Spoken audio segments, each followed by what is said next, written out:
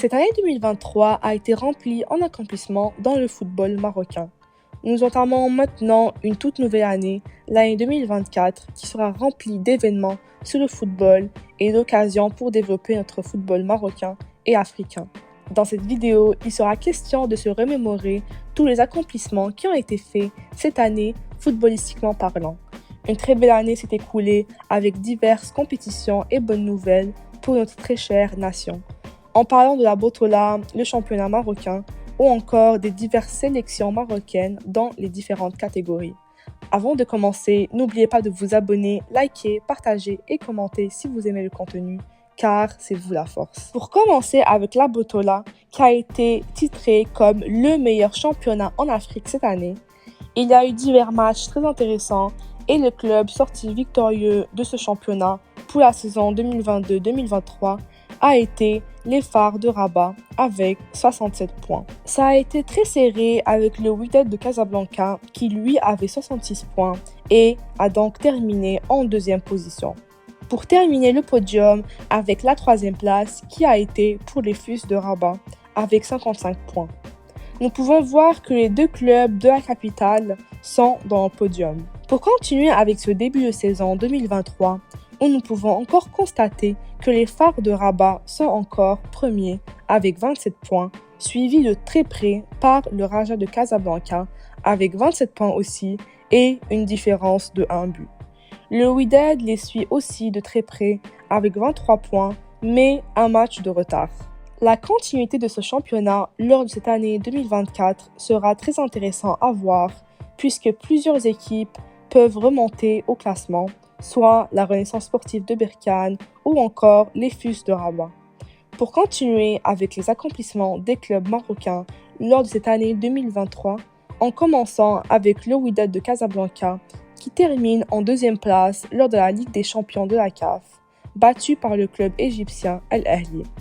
Ils ont aussi participé il y a quelques mois à la toute première compétition nommée la Ligue de football africaine et ont aussi terminé à la deuxième place, précédé par le club Mamelodi Sundowns.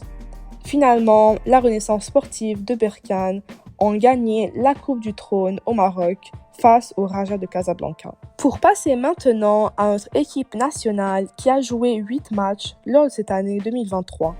Le premier était face au Brésil, le match au Grand Stade de Tanger, qui fut joué quelques mois après l'épopée au Qatar. Ça a été un match grandiose qui se termina 2-1 pour le Maroc, avec un but de Bouffel et un autre de Sabiri. Ensuite, quelques jours après, le match amical contre le Pérou fut joué en Espagne. Un match qui se termina à 0-0 et qui fut un peu inquiétant pour le Maroc, puisque nous avons manqué plusieurs occasions. En juin 2023, un match contre l'équipe africaine du Cap-Vert a été joué à Rabat devant les supporters marocains. Ça a été un match plutôt décevant où notre équipe n'a pas su marquer et l'équipe adverse non plus. Notre sélection s'est alors envolée pour l'Afrique du Sud à Johannesburg où elle a affronté l'Afrique du Sud pour les éliminatoires de la CAN 2024. Malgré que plusieurs joueurs importants n'étaient pas là, ce match a été décevant puisque nous avons vu une équipe du Maroc fébrile. Le match a terminé sous la note de 2-1 pour l'Afrique du Sud avec un but à la 60e minute engendré par Hakim Ziyech. Un match amical a ensuite été organisé en septembre face au Burkina Faso, une rencontre juste après un événement très difficile qui arriva au Maroc et c'est bel et bien le tremblement de terre. Le Maroc est sorti victorieux avec un but de Ounahi. En se rapprochant de plus en plus de la CAN en Côte d'Ivoire, quoi de mieux que d'affronter le pays hôte dans l'un des stades qui accueillera la compétition. Le match du Maroc face à la Côte d'Ivoire termina à égalité avec un but partout. Ce fut un match où on a vu l'importance d'Amrabat au sein de l'équipe et ce match a aussi fait réaliser que gagner une CAN sera compliqué pour notre sélection, mais pas impossible. Ensuite, il y a eu le tout dernier match des éliminatoires pour la CAN contre le Libéria où le Maroc a gagné 3-0. On a pu assister au tout premier but de Amin Harit en sélection, un but de El Kabi et le tout premier but de Adli aussi. Grâce à cette victoire, le Maroc a pu se positionner comme premier de son groupe devant l'Afrique du Sud dans ses éliminatoires pour la CAN. Comme tout dernier match du Maroc lors de cette année 2023, ça a été contre la Tanzanie pour les éliminatoires de la Coupe du Monde 2026 où notre sélection a gagné 2-0 avec une magnifique frappe de Hakim Ziyech. L'équipe nationale olympique, quant à elle, a enfin rapporté un titre au pays, soit la Coupe d'Afrique U23. Cela a été une compétition qui a été organisée par le Maroc, accueillant diverses équipes africaines et nos U23 ont levé le titre à la maison. Grâce à leur magnifique parcours, ils se sont qualifiés aux Jeux Olympiques de Paris qui se dérouleront cet été. Une compétition pour laquelle ils se préparent et dans laquelle j'espère qu'ils auront beaucoup de succès. Pour continuer avec une autre de nos catégories qui n'a cessé de briller lors de cette année 2023, nos lionceaux, les U17, ont à la fois brillé continentalement et mondialement. Notre équipe a pu se hisser jusqu'en finale de la Coupe d'Afrique des Nations U17 où ils se sont inclinés face au Sénégal malheureusement, mais où ils ont eu leur qualification à la Coupe du Monde U17.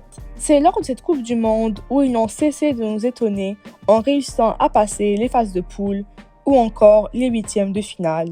C'est en quart de finale où ils ont malheureusement perdu face au Mali, mais cette équipe n'a cessé de nous rendre fiers et plusieurs jeunes talents se sont dévoilés qui, en continuant de se développer, feront peut-être un jour partie de notre équipe nationale.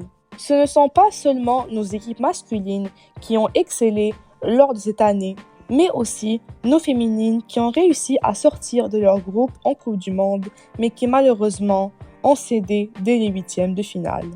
Elles ont marqué l'histoire et maintenant elles jouent leur match pour se qualifier aux Jeux Olympiques de Paris 2024. Pour parler d'une équipe qui est souvent oubliée mais qui ne cesse de briller, et c'est bel et bien l'équipe de futsal du Maroc. Ils ne déçoivent jamais et ne cessent de nous épater à chaque match. Ils sont actuellement classés 8e mondialement, ce qui est énorme. En espérant qu'ils continuent à briller de la sorte et qu'ils se qualifient pour la Coupe du Monde qui arrive à grands pas et pourquoi pas rapporter le titre à la maison. Nos joueurs ont aussi eu plusieurs mentions et trophées lors de cette année, en commençant avec Yassine Bounou qui lui a été classé 13e au Ballon d'Or et 3e au Trophée Yachine. Il a été titré comme meilleur gardien d'Afrique en 2023. En plus de cela, il a gagné une Europa League avec son ancien club, le FC Séville, tout cela en étant un joueur cadre dans son équipe. Il a gagné ce trophée aux côtés de Youssef El-Nassri, qui lui a eu une très bonne saison avec le FC Séville dernièrement, en étant décisif à plusieurs reprises et en marquant plusieurs buts. Achraf Hakimi, quant à lui, a gagné le championnat de Ligue 1 avec le PSG et a été dans divers 11 types de l'année, dont celui en Afrique. Mazraoui, lui, a gagné la Bundesliga avec le Bayern de Munich. Egged a été excellent avec son club West Ham et a remporté la Conference League avec celui-ci. Finalement, le Mrabat a été le tout premier joueur marocain de l'histoire à jouer avec Manchester United. Il attendait ce transfert depuis si longtemps et l'a eu lors du mercato estival. Malgré son début de saison assez difficile, j'espère qu'il montrera en 2024 ce dont il est capable avec son club.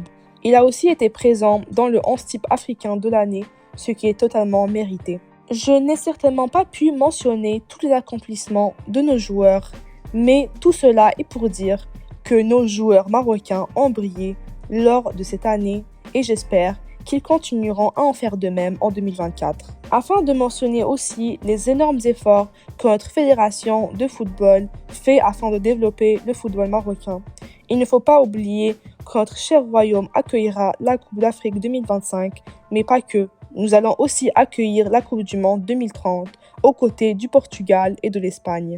Notre pays a énormément grandi lors des dernières années et a réussi à accomplir des choses que personne n'aurait pu prédire. On ne cesse d'aller vers l'avant et ce n'est pas fini car cette année 2024 sera remplie de d'autres accomplissements, dont la Coupe d'Afrique que tous les Marocains souhaitent gagner et que j'espère sera ramenée à la maison. Et il faut continuer à être derrière notre beau pays, peu importe les circonstances, et dites-moi en commentaire quel a été selon vous le moment le plus marquant de cette année 2023.